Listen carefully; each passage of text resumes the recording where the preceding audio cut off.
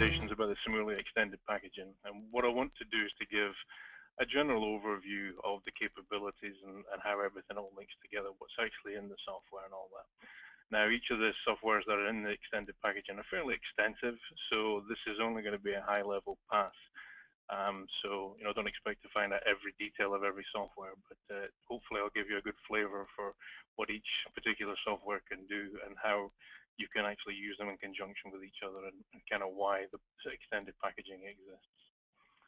So to that end, the agenda I have here is just an overview of the packaging, and then I'm going to go into a bit more detail on Abacus, Tosca, FeSafe, and EyeSight. These are the 4 softwares that make up the extended packaging, and then I'll talk a little bit at the end on the license configurations to access all of these. So first of all, SIMULIA has several different ways of actually licensing their products. There's pretty much there's 2 simple ones which they use mainly for Abacus, and you can license EyeSight as well. And but fundamentally, there's no easy way to access all of the software unless you go through the extended licensing, and that's what we're talking about here.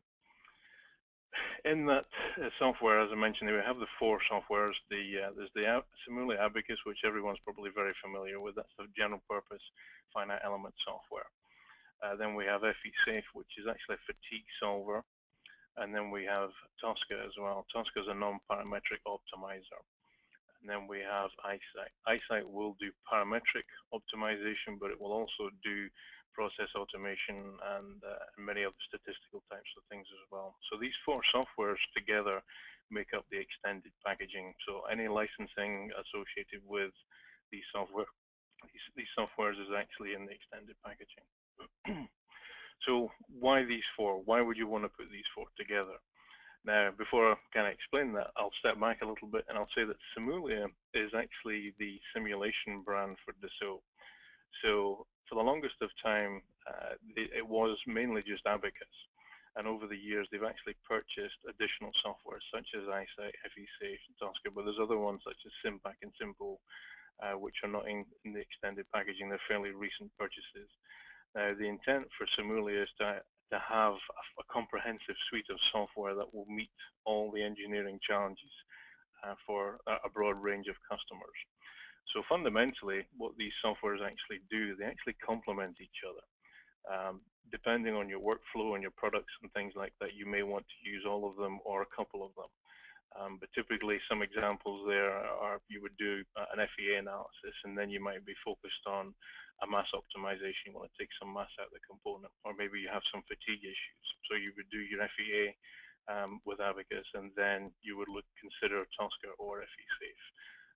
You could actually combine all 3 or all 4 of them as well, but it does depend on your products and your focus and your workflow. But fundamentally, it's to give you the different software capabilities within one package. So going into some detail now, I'm going to start off with Abacus.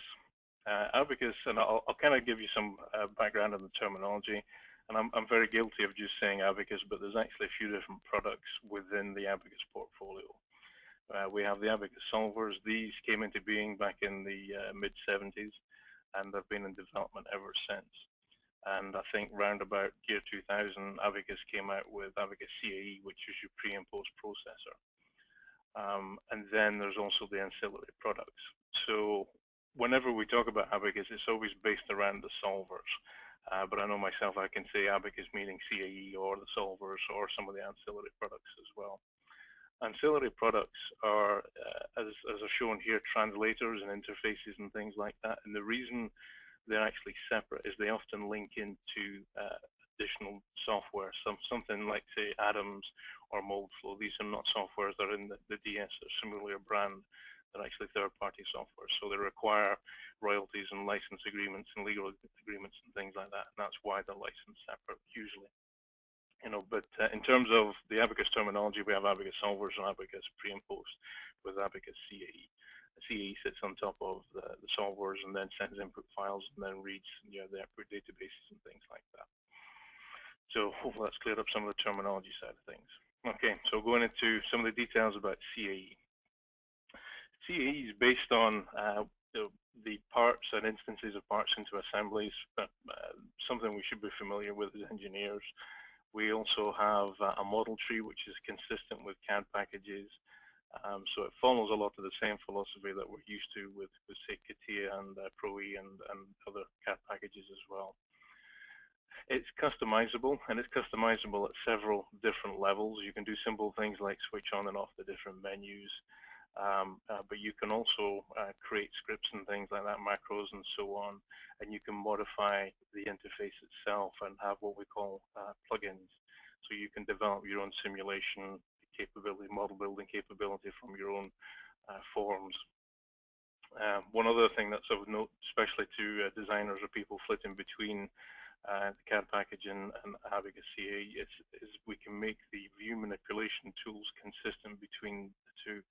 So if you're using CATIA or Pro-E or something like that, you can make the view manipulation inside of Abacus CA the same as you have in your CAD package.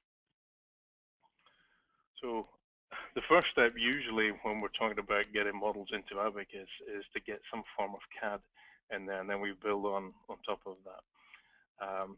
There's a native CAD capability, and by native I mean inside of Abacus CA we can actually create our own CAD. That's something that you can use for simple to moderately complex geometries, but it's never really going to compete with the CAD capability. It's not really meant to do that, but it's something that you can use to build simplified models, defeatured models, and all that kind of stuff. The next level is associative interfaces. That's where we can link Abacus CAE to a CAD package such as CATIA or Pro-E. We have a live link between the two softwares, and you can import a model directly. That's what we would refer to as one of these ancillary products, and that's because it links to third-party software. And basically, some of the benefits to that is that you don't have to go through any kind of geometry cleanup. It's a simplified process. If you make changes to the model, then you can actually propagate that through and not have as much of an issue rebuilding your model inside of CAE or anything like that. Then we also have the neutral formats, which refer to as offering CAD. These are the formats such as IGES and STEP and things like that. These come in for free. You don't have any additional licensing associated with that. That's all supported. When the geometry comes in, we can do these geometry edits and change and defeature parts and things like that. And then finally, we can bring in an orphan mesh. That's where there's no geometry really associated with it. That's a mesh from a previous analysis. We can also bring in not just the Abacus input files, but Nastran and ANSYS files as well. So we can bring in those models and use those as well. So in terms of customization, when CAE is actually working behind the scenes, it's actually writing down to journal files and replay files and things, and it uses the Python scripting language. And that's something that you can use to build your own scripts with. If you're particularly good at scripting, you can write your own, but if you're like I am, I'm not too good, I can actually just modify the scripts that CAE creates, and then I can build scripts for building models and post-processing and all sorts of stuff behind the scenes. So there's an option within CAE to just create a macro, so you're not actually delving into the text of the scripting and stuff like that. You basically just copy operations, and then it's available for you to to use inside of CAE. We also have this drag and drop GUI builder, so that's within CAE where you can build what's known as these vertical applications. That's on the top right there, and that's kind of what I was referring to earlier. As you build your script, which creates this model, but this vertical application is something that's embedded inside of CAE, and through these inputs here, you link into your script, and it will build a model. And as I say, you can also do the same thing for post-processing or partial operations, from pre to post-processing as well. So there's a great deal of customization that you can do within CAE. So moving on to the solver capability, we have three main solvers: standard, explicit, and CFD. Standard is based on the implicit solution technique. Typically is used for static and quasi-static types of problems, electrical things, heating, thermal issues, linear and nonlinear types of analysis. So it tends to be the solver I see being used most. Is applicable across a broad range of problems. We also have what's referred to as multi-physics procedures. That's where we couple two of the physics procedures together, such as thermal and stress, or dynamic stress and display and thermal sides of things as well. We can also do acoustic, and we also have EMAG capability all within the standard solver. So explicit is typically used for dynamic types of things. Its main focus is actually for high-speed transient. So what that means is things like car crashes or ballistic impacts and things like that. But both the standard and the explicit solver will do the quasi-static types of problems. But and essentially, the more things start to move, then the more you would really want to use explicit. And certainly, the faster it goes, then the more applicable that solver actually is. There are some additional features within the explicit solver which are quite useful for a limited but difficult subset of problems, such as the CEL here. CEL is a coupled Eulerian Lagrange, and that's basically, you have the two different techniques for the Lagrangian mesh where deformation follows the mesh, and the Eulerian, the deformation passes through the Eulerian mesh itself, the static mesh. And that's actually kind of useful when you have extreme deformation in an element, and which often leads to convergence difficulties. So that's the kind of thing that could be very useful for a problem where you have excessive deformation of elements.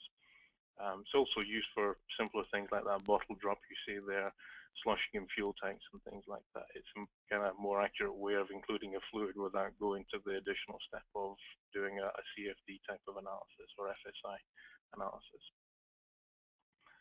So going into a bit more detail here with that, as I say, you have the two different meshing techniques, the Lagrangian and the Eulerian. The Lagrangian, as I say, is the deformation follows the mesh. The mesh and the deformation are connected together. It's the same thing. Whereas with the Eulerian, we actually have a static mesh, and it tracks the displacement and deformations through that mesh. Hence, its applicability for when it comes to doing the more extreme deformations and things. But you can also combine, these are all CEL type of analyses here, so you can do a fluid analysis with that bottle drop, but you can also do things without forming that hot forging operation on the right there.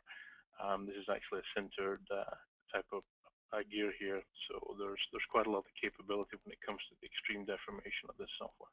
And this is all in the explicit solver, so you just access it as you would an explicit analysis. It takes a little bit extra time when it comes to meshing because you have two different meshing routines, but essentially it gives you an awful lot more capability when it comes to the extreme deformation of components.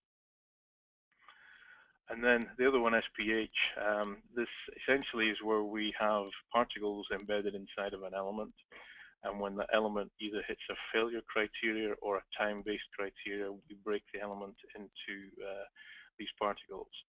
Now, stepping back a little bit, there's a feature known as element removal in explicit, and that's for failure of a material.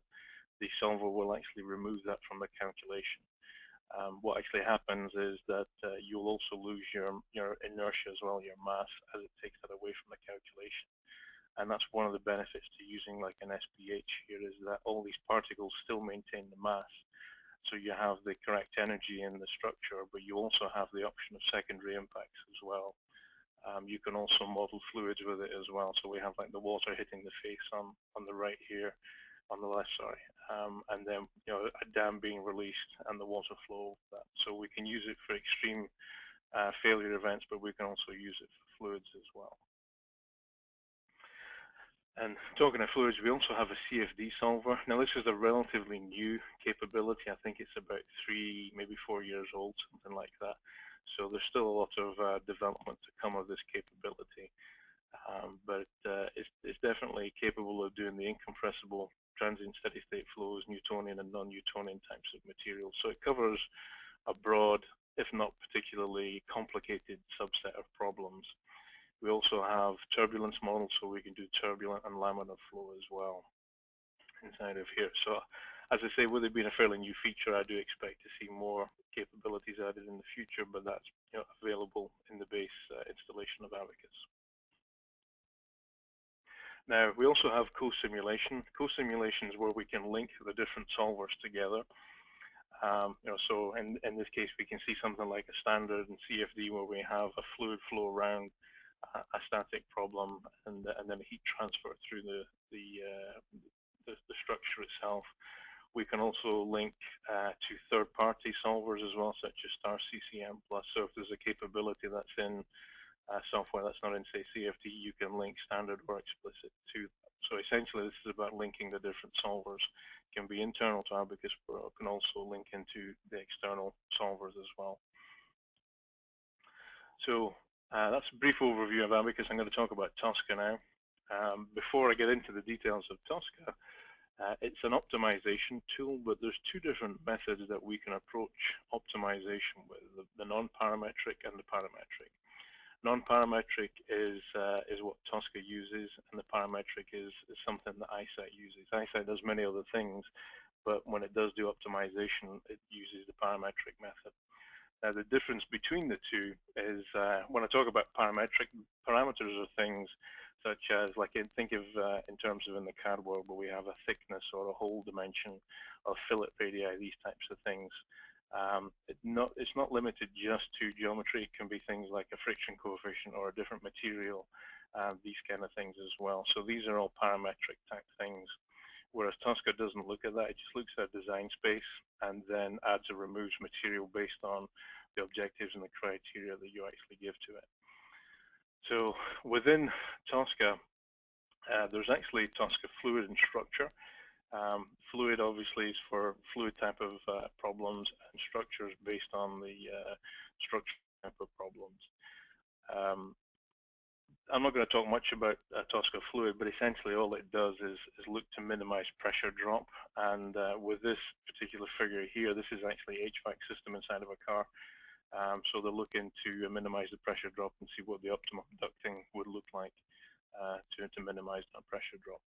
But within Tosca Structure, there's several different features to the software. There's topology, sizing, shape, and bead. And I'll go into a bit more details of those. But essentially, there's a difference between the two in terms of how they work. It's, with a parametric model, you tend to have something to start with, whereas a non-parametric model, you're considering more of a design space or this operating envelope, and not necessarily a fully featured component or part or product. Okay, now I'll step back a little bit from here now. Tosca, like FeSafe and iSight, were companies and softwares that were purchased by SIMULIA, and they already had an existing customer base. So they support other customers and other solvers and things like that. And that's what this slide's actually getting at, is that there's several different ways to access the functionality of Tosca, and there's different environments that we can work with, say for example ANSA and ANSYS as well. So we can work with these pre and post processors, or ANSYS is another FAA code as well, and they do support, SIMULIA is keen to support these other softwares as well as just Abacus. So even though the demonstrations and stuff I'm going to show today are going to be based around Abacus, it will work with other softwares depending on what components and what softwares you're talking about. So going into some of the detail and modules within Tosca, we have topology, shape, sizing, and bead. Topology, as the name suggests, is going to give you a general topology of what the structure looks like. Shape is going to be a smaller, localized effect, moving nodes around with the intent of reducing your stresses. And to be honest, that's typically what most people will use with Tosca, is that they already have a component. You might have a fatigue issue, or maybe you're looking to reduce the mass of the component without increasing the stress too much. So typically shape is what most people use. Sizing is used for shell structures. We're seeing like a body in white here, and essentially what it's going to do is control the different thicknesses of the shells to give you a target stiffness and the target mass of that structure. And then similarly, the bead is used to add a bead pattern to a component so that you hit certain eigenfrequencies and things like that. So with Tosca, there's several ways that you can actually use Tosca itself. I'm going to start off and kind of cover a couple of the main ones, but essentially if we're considering like a topological optimization, we would start off with an initial design space. The next step is to build an FEA model, and then you would set up your topology optimization model. So the topology optimization is based on what you set up inside of the FEA. So once we've run the topology optimization, we come out with a result here, and it looks kind of faceted because essentially all it's doing is removing the elements if it doesn't need them, and so it's constantly adding and removing elements within that model itself. We can then, once we've got that result, we go through a smoothing operation, and we can produce an input file or an STL file, and we can use that as the basis of a validation analysis. And then we can do a shape optimization. Remember, the shape optimization is used to reduce the stress. So like I was saying earlier, is that most people are going to have some component already. So doing a shape optimization is something that is often used. But if you have a blank canvas, you have an initial design space, and you understand what your boundary conditions are and where it needs to interface with other components, then you can start off with that and come out with an optimum topology optimized result right from the start. And of course, once we've done the shape optimization and we have the result for that, then we can produce the STL and then feed that back into the CAD world. Now I will say these parts and components that are created by Tosca are fairly organic in nature. They don't have constant sections and uniform this, that, or the next thing. It's basically wherever it needs material it adds it. If it doesn't, then it will take it away. So getting that back into the parametric world is certainly not an easy task, but there are modules within, say like CATIA for example. I know there's a specific module that you can access to make the rework of the STL much easier and to get that back into a parametric component that's easy for manufacturing and tracking. So I have an example here. This is a stabilizer bar link from an Audi. They initially had the design, it worked perfectly fine, and then they changed configuration and they ended up seeing some fatigue cracks on this. And when they did all their analysis, they decided that they had to reduce the stress by 25% for it to actually pass the fatigue life characterization assessment that they wanted. Now, essentially, they only had one radius in here, and that's the one parameter they were looking at changing.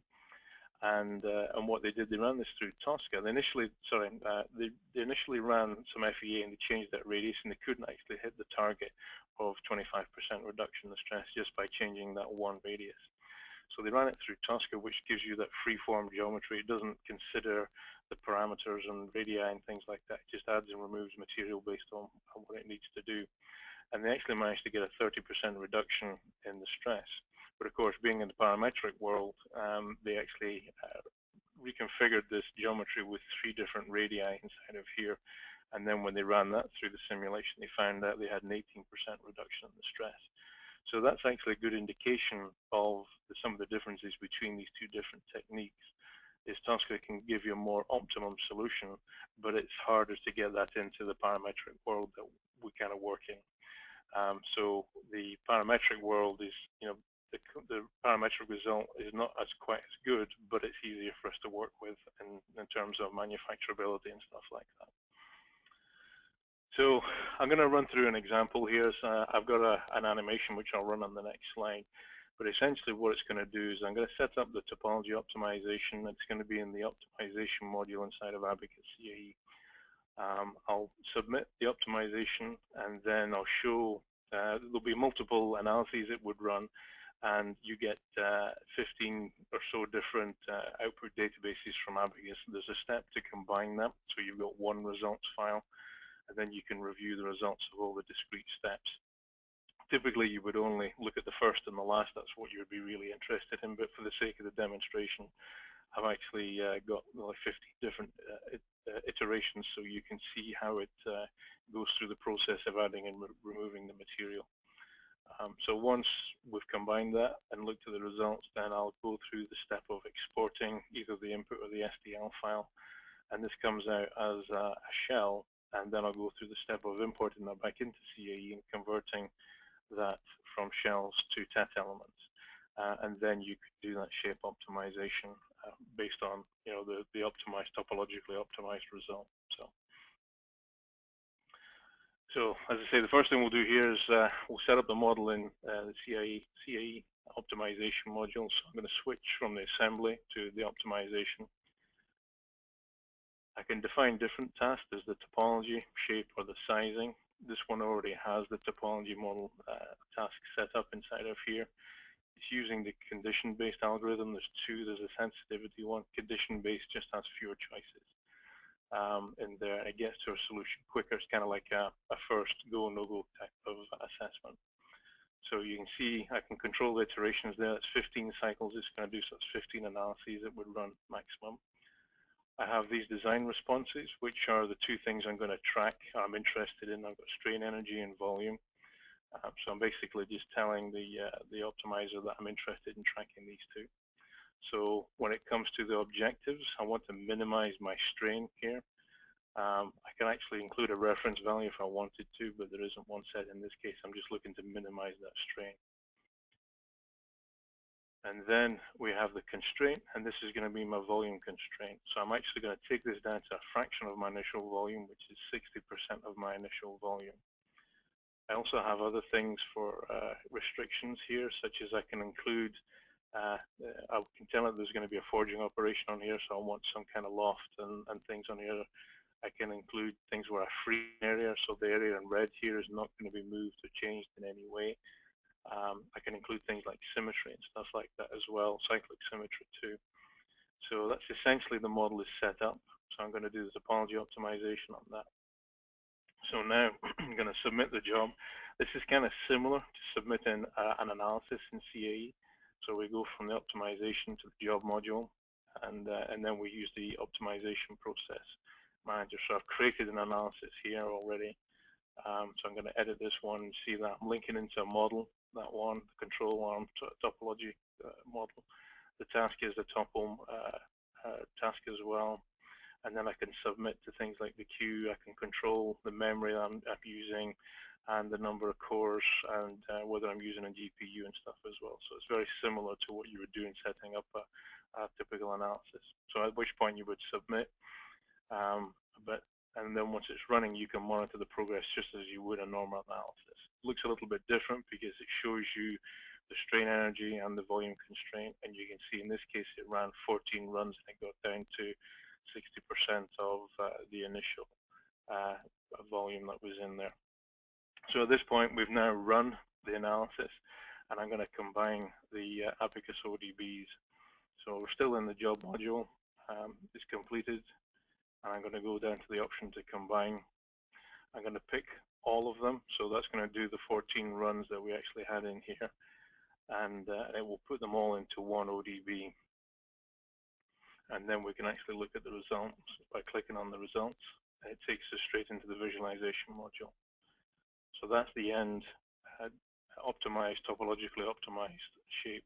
And this is what it does as it works its way through the various iterations.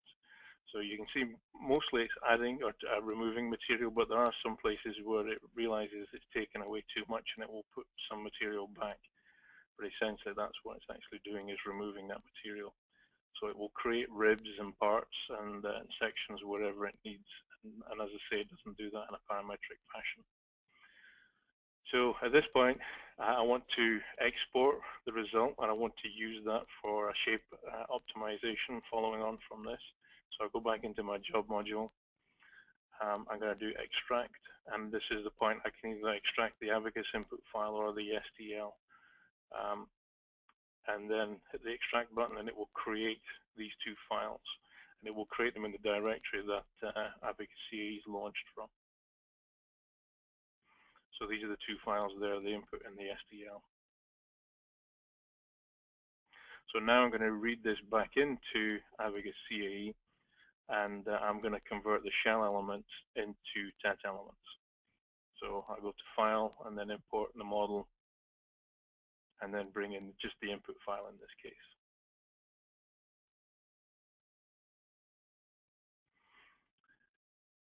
And I'm going to change the name of this. So this would be control arm shape, I think it changes to here. So that would be what I would use for the shape optimization.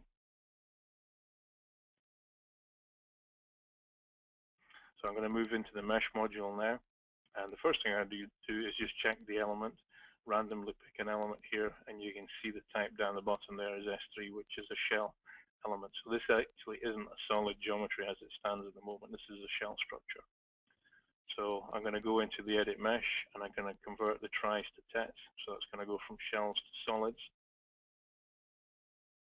And now I'm going to check that again, and you'll see that this is a C3D4, which is a first order tet element. So it's now a solid part. I'm going to change those first order tets because they're terrible elements. So I want to make them second order. So now I'm going to convert them to quadratic. So it's now converted them to quadratic. Double check again, and you'll see now it's a C3D10. So I've gone from a shell structure to a solid from that. So in a nutshell, that's basically what Tosca does or can do, and this is from within the from Abacus CE, and as I say, you can access it through other solvers and things like that. So now I'm going to move on, switch gears and talk about FeSafe.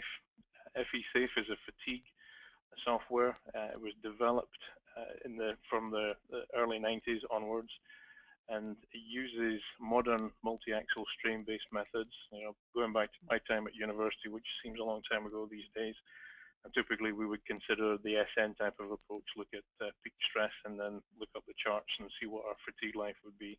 Whereas FeSafe doesn't do that. It looks at the multi-axle strain-based methods.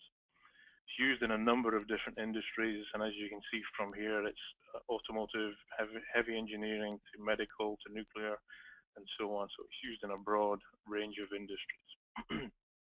In terms of the workflow for FeSafe, typically what you would do is you would start off with your design, you do some kind of simulation.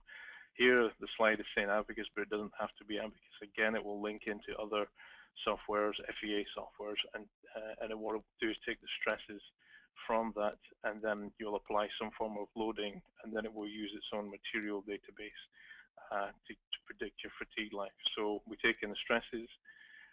We then have a loading here, which is a duty cycle, and I should clarify here.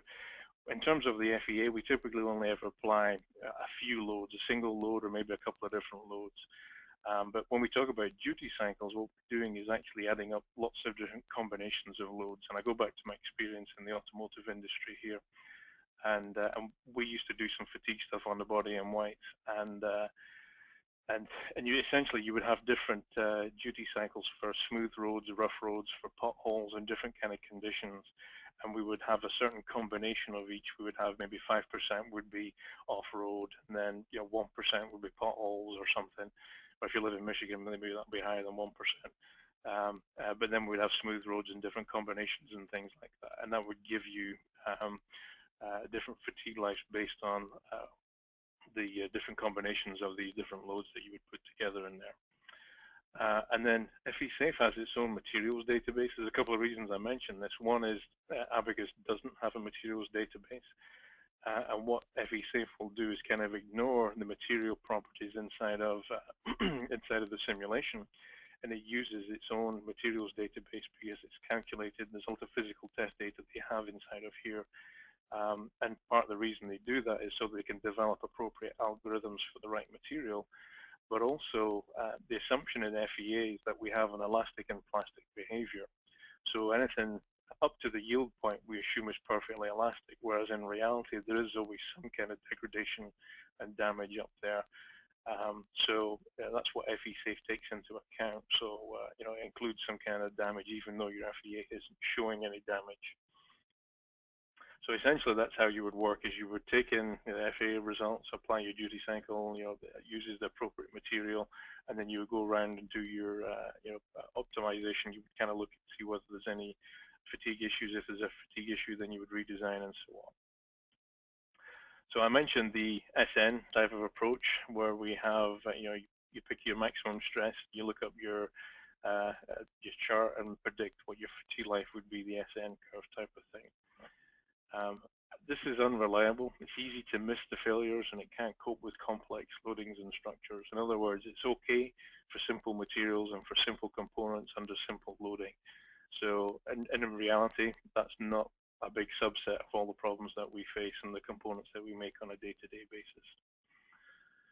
So what that tends to do is, since you can't get a good accurate result by using this, is that people tend to use a lot of fatigue testing, and that's pretty much, in a nutshell, is a very expensive way of doing things.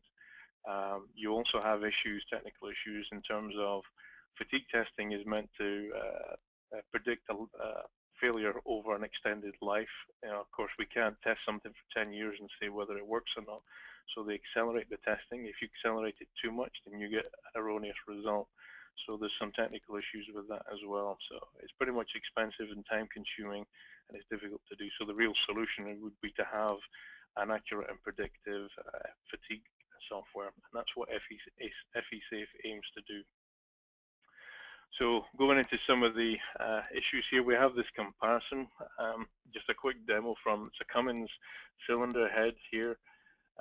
When they predict the fatigue life using the SN approach, you can see it's highlighted in the top there in the middle. But when you do the simulation with FeSafe, it shows it in a different location, and this was actually verified by physical testing as well. So this is an indication of where the SN and the Hague approach didn't work for this case. Another thing to be concerned about is that cracks may not start from the point of maximum stress. We have another example here from Dana. They have part of a drive shaft assembly joint. When they did the analysis, the maximum principal stresses were on the exterior here, but the shortest fatigue life was on the inside of the component inside here. And again, that was something that was proven out by physical testing as well. Another thing, this crack initiation can depend on the loading sequence as well. So we have another testimonial here from Hyundai. It's part of a steering knuckle. And we have different load cases here. We have a low-level fatigue. You can see that the prediction is just around these fillets around the holes, and that's pretty close to where the component failed in reality. They did a high-level fatigue, and again, prediction is similar to where we see the failure in reality. But when you combine these two load cases, you end up with a fatigue crack in a different location. And again, this is what FeSafe predicted, and this is what happened in the physical test as well. So moving on a little bit, there's a general capability within FeSafe, but we also have these add-on modules as well. And these add-on modules are for specific cases. Verity, for example, is used for welding and welded structures. We have composites as well, as the name suggests, is for composite materials. We have TurboLife, which is for higher temperature creep type applications, and FeSafe for rubber, which is again focused on rubber materials. And TrueLoad. TrueLoad's actually a kind of neat little software that you take information from strain gauges and you back calculate out loads on the structure, so you can use these in your analysis moving forward. So these are add-on modules. These are not part of the base installation of FeSafe, and they deal with specific areas that FeSafe doesn't cover, such as welds or composites or rubber. So again, I have another animation here, demonstration on how FeSafe works. So we've already run an analysis here in Abacus. What we're going to do is import the Abacus ODB into FeSafe. We're going to manage some groups. Now, groups is think of them as node sets and element sets, basically controlling what we want to do the fatigue analysis on. Even though that we import the ODB, we don't have to do the fatigue on the entire model. We can do it on parts of the model. So we can either create the sets at the FAA level, or we can create these groups at the fatigue level inside of FeSafe. So once we've done that, we'll set up the fatigue analysis, we submit the fatigue analysis, and then look at the results. So it will run through that process. So the first thing we're going to do here is import the FAA results. So you're going to go to File, and then open Finite Element Model, and then bring up the shaft.odb. This is a shaft, this particular geometry inside of here. There's a pre-scan option here that reads the file without going into all the detail. It just gives you a quick summary of what's in here. Then what we're going to do is pick the element nodal stresses from the model itself. It's going to read that. We can also do a quick select, so we can bring in things like stresses and strains, temperatures, and so on. But what we're pretty much going to do here is just bring in the stresses and bring in the results from the last increment only. So we can bring in results from different increments as well.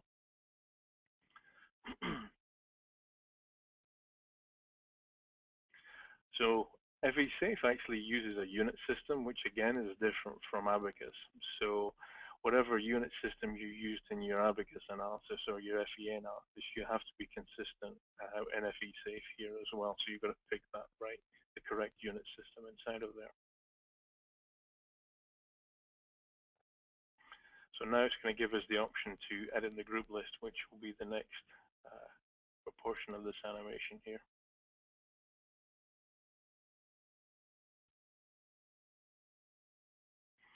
So as I say, we're going to manage these analysis groups. These are, as I say, consistent or similar to node sets and element sets.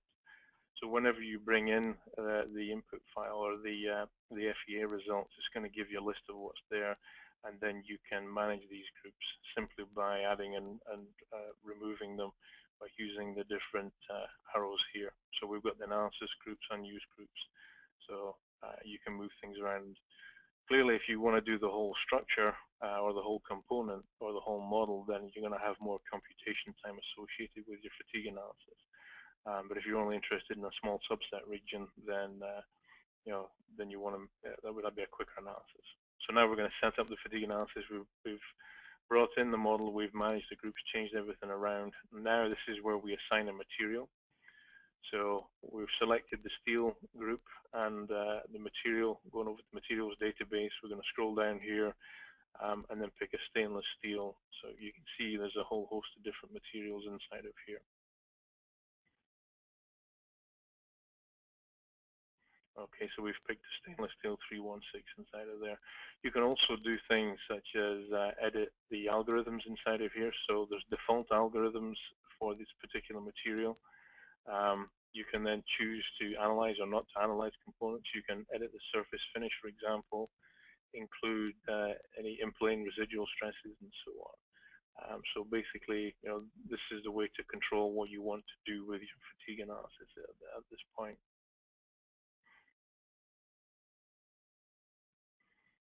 So once we've actually selected everything and defined everything we want to do, we then move on to the loading. In this case, we can, as I say, we can bring in, say, something like acquired road load data, or we can define our own. And what we're going to do is define our own loading in here.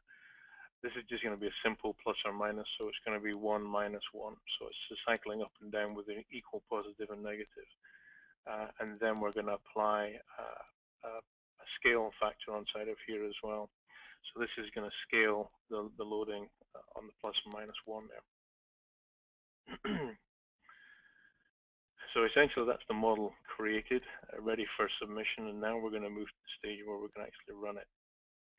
So you'll see the Analyze button at the bottom there. You're going to click that, and when you do that, you get this dialog box that pops up to give you a quick summary of what the analysis is going to cover. So materials and sets and groups and things like that. And then it gives you your fatigue analysis. So now we're going to look at the result. So you have this dialog box that pops up. It gives you the worst life. It tells you what element it is. And then you can go straight into the results folder, and it will take you to that ODB with the results inside of here. So you double click on that, and now we're coming out of FeSafe and we're going into Abacus Viewer. So this is the component we have in here. And what we're going to do is change some of the settings for the visualization inside of CAE here. We're going to make the fonts bigger so you can read things, and you reverse the contour legend as well, which is more consistent with what you would see in your fatigue life. So to do that, we go into the viewport annotations, the legend, set the font size, so it's something that's readable, and also to the titles and text and everything as well. So we can control the limits on here, so we can specify maximum, minimum values, things, the different contour intervals. But the main one of importance is to reverse that contour. So we're going from the low to the high and swapping that around. So that's essentially what you would do for FeSafe. That's a kind of overview of you doing that type of analysis. Oops, I hit the wrong button there. Okay, so now we're going to move on to eyesight. So iSight's this process automation software, but we'll do things like optimization as well. But essentially, in terms of automating processes, the way that we would typically do a simulation, I know I've done this myself, is that we would run through things manually. We run an analysis, we look at the results, we see whether it's a good or a bad result. If it's a bad result, we make changes, and then we kind of iterate around in this loop. Now, I would like to think I have a bit more of an educated guess than just a pure guess. But essentially, what you're doing here is you're doing it manually, and you're also making guesses at things. So there is a great deal of structure to it, and you're not working particularly efficiently. What we can do with iSight is automate that process. You can automate more than just that, but just in this case where we're running FEA type analyses, if we automate that process, the first thing that happens is we're now working at the speed of the computer instead of the speed of the person. The computer will also work 24/7, whereas the person doesn't. So we can get to a result much quicker that way, but we can also explore a bigger design space. If we're doing things manually and we're taking educated guesses, even if it is a good educated guess, because we're not exploring as big of a design space, we may actually end up missing a true global optimum result. We may end up with a local optimum, something that's decent for a small area, but we might be missing our solution because we're doing things manually. Typically, when we do things manually, we run out of time and we come up with the best answer we have. Whereas, as I say, if you're automating it, you're working at the speed of the computer, you can do a lot more from that. So that's the kind of thing in concept of what you can do with one of the things you can do with iSight. So what does the workflow actually look like? Typically we have like an optimization routine here. We use these components to link into the different software. We chain them together. You'll run your analysis and then look at some results. There's a lot of post-processing options within here, and then you can pick your best result based on the objectives and your criteria that you've set for yourself. Now, iSight uses these components. We have the process components, which are the high-level operations of what we're trying to do. And these are things like DOEs and optimization, Six Sigma, and so on. So that's the kind of stuff that you want to do at a high level. And then we have these application components. There's a standard library of these. You can add to these. There's there's a SIM code there that you can use as a general template to access a homegrown software, in-house software. But looking at these components here, you can actually access multiple different softwares, and you can see there's not just abacus, but there's things like ANSYS and Nastran, but there's also softwares that are not FEA related. iSight initially was developed not really to work with FEA codes. It was developed for things like Excel and MATLAB, stuff like that, where you're doing lots of smaller calculations and doing them much faster. So you can do large numbers of tests and iterations, but it's also been adapted now to use for the FEA type of approach. But as I say, it doesn't have to be used with an FEA solver, and it doesn't have to be used with abacus. It's a very generic piece of software. So once we've actually built our process flow here and run through different operations, as I say, there's a whole host of different post-processing operations that you can look at and information that you have in here. There's a lot of naturally inbuilt statistical processing, data mining. The interactive real-time plots down there show the analysis as it's running and the data points, and you can click on those little dots and it will take you straight into Abacus Viewer, and it will show you the results inside of there. So there's a whole host of different post-processing operations in there. Just as an example of automation and how it can save you time, I'll do a quick example on the Abacus component here. So this is a very simple workflow. We're doing a DOE and we're accessing Abacus. It could be ANSYS or Nastran. And what we're going to do is, in the Abacus component, we read in the CAE file or the input file. It gives us a list of all the features that are available for edit inside of that file. We can toggle on the things that we're interested in being able to change or to track somehow. And then there's an execution tab in here, and that controls the execution of Abacus. So if you want to use different number of CPUs or link to other job submission utilities, you can do so. And EyeSight's kind of intelligent. When you actually read in the CAE file, it looks for a corresponding ODB, it reads that. So then you look at the output database, and you can track the different results, such as maximum stress or mass or some strain or force deflection type curve, that kind of stuff. So, and as an example, I did one of these DOEs many years ago, and it worked out. We were looking at quite a large number of features and effects and things like that, and I ended up doing something like 2,500 analyses with this particular setup. And I calculated it out. It was going to take me about 5 months to build all the models and look at the results and things like that. And the EyeSight ran the whole DOE in 2 weeks. So that was 2 weeks of automated time versus about 5 months of my manual time. And I'm sure EyeSight would did it more reliably than I could have done it in terms of making fewer mistakes than I would have done. So just an idea of where automation can save you a significant amount of time. It's a very simple process. It's about the simplest thing you can set up inside of EyeSight. There's also another component I'll pick here. It's called the data matching component. And one of the things I often get asked is if Abacus has a material library, and it doesn't. And material properties are often quite a chore or difficulty for the analyst of getting an accurate material property. Now, what this data matching component does is it takes a real test data and compares that against a simulation of that test. So if you think in terms of, say, like a uniaxial tension test, we have a force deflection curve, so we would know what that is from the test stand. You would build an FAA model of that, and then you could adjust the material coefficients to actually reach that force deflection curve in the simulation.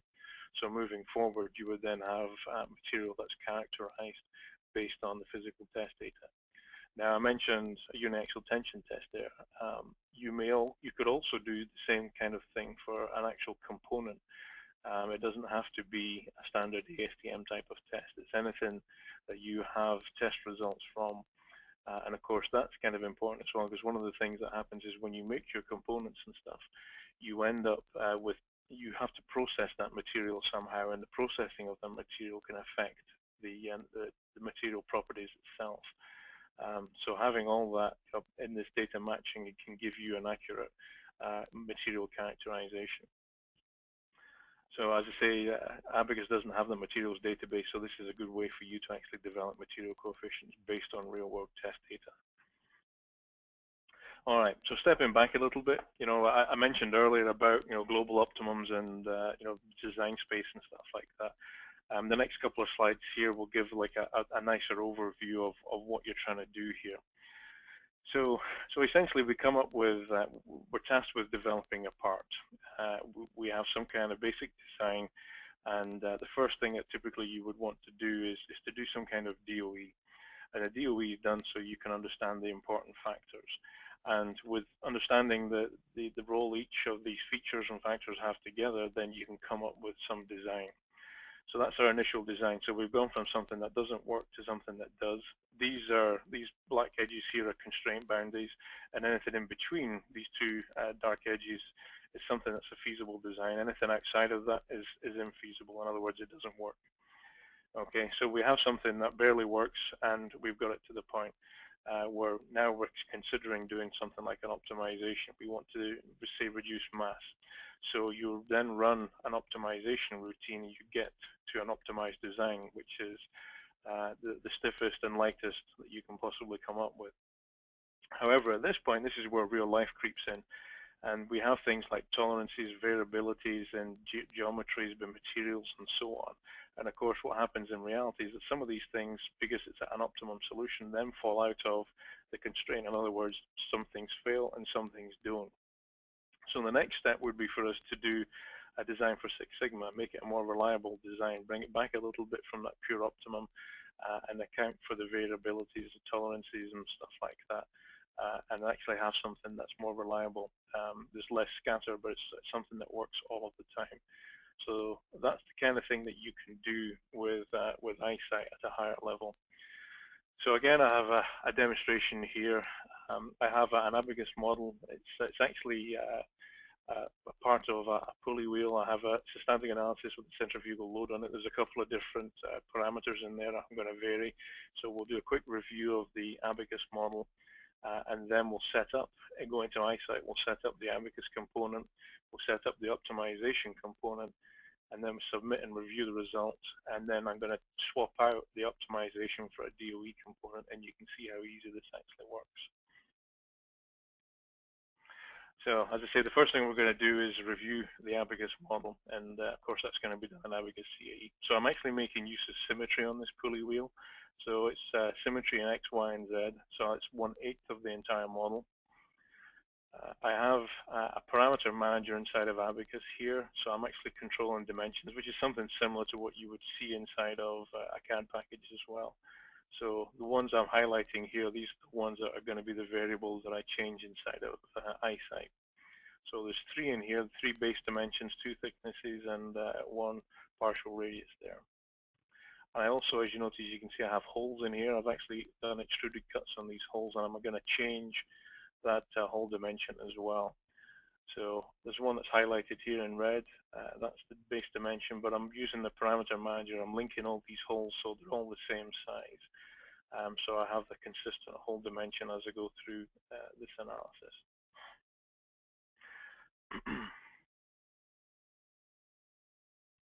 So that's the abacus model. So now we're going to look at, we're going to move into iSight, and the first thing we're going to do is look at the abacus component inside of iSight.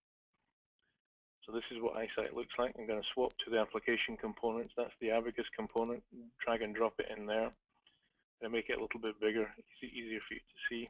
Double click on the abacus component, and then I'm actually going to go to browse and bring in the wheel.1 CAE file. And then I'm going to read the file. It takes a few seconds to do that. And then you'll see a list of all the features inside of the CAE file. So here, that's the whole dimension that I'm selecting there. And then I have the depth 1, depth 2, and the edging of these are the 3 dimensions I showed initially. So these are now available for me to track. This is the abacus execution command inside of here. So using 4 CPUs, I can link into job submission utilities, things like LSF, that kind of stuff. I can link into it through here. This was actually done standalone and local. And now iSight's picked up the ODB file there, the name from it. I'm going to read the file, and then these are all my output results, so stresses, strains, displacements, and so on. The 2 things I'm going to track in here are mass and the maximum Mises stress. I just did that mainly for simplicity, but you know, obviously you can tailor your selections based on your analysis and your focus of what you're trying to do. So that's the abacus component. Now we're going to go to the process component, which is the optimization, and we're going to define the optimization task. So I go to the process tab and bring that down. That's the optimization. Double click on that. And there's a number of different optimization techniques inside of here, and there's also a brief description of what it does and what it's well suited for. And when I change to the pointer, which is a general purpose one, then you can see that description changes. What I'm doing here is including a maximum runtime, so I'm saying I'm going to run this for an hour and a half. My average analysis time is about 30 seconds. These are the variables I selected from the CAE file, so these are just geometries and dimensions. I can include specific values here for the dimensions, how much I want to change them. I have constraints inside of here. I'm not going to set any constraints. I'm just going to do double objectives, and the double objective will be to minimize the mass, to minimize the stress.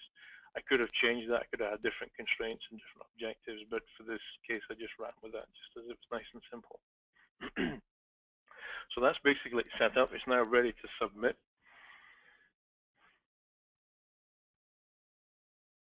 So to submit it, you can either click on the component, or you can actually just run the model as we do from up here.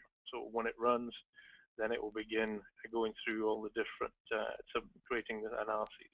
Now, we swapped over now to the runtime gateway. What we were looking at previously is the design gateway. So inside of here, this is where you see all the parameters, all my outputs and things like that, but we're also going to see all the runs themselves. We have all the dimensions inside of here. and what the mass is and what the stress is based on everything that we've selected previously. There's also some color coding inside of here.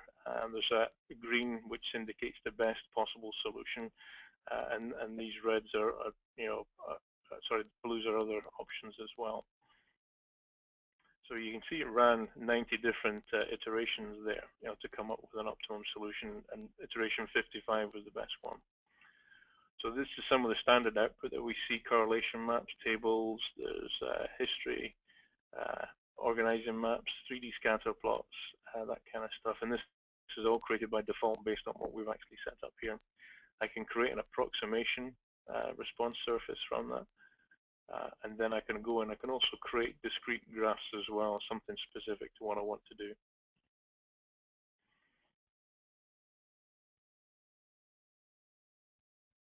And then there's a brief summary which tells me what the average runtime was and what the best solution was and the dimensions for that and so on. So now I'm going to go back and I'm going to change the optimization component. I'm going to change it to a DOE. You simply drag and drop and it replaces the optimization, and EyeSight's smart enough to pick up all the factors and everything from the previous. Now I have different techniques again inside of here: full factorial, Latin hypercube, and so on. So it's picked up everything that I had previously defined. I can control the levels and the values and all that kind of stuff as well inside of here. So I can put in discrete numbers, I can have a percentage difference, or different options there. So I have 2 levels inside of here for 4 different options, and I end up with 16 runs in my design matrix. So if I want to change that, make them 3 levels instead of 2, then I end up with a bigger design matrix. And as it's doing that, it's giving me the numbers automatically as well. So now I've gone from 16 down to 81 there, and it's created that design matrix from that. And again, similarly with post-processing, I'm still just tracking the mass and the stress. And again, I'm trying to minimize those for that.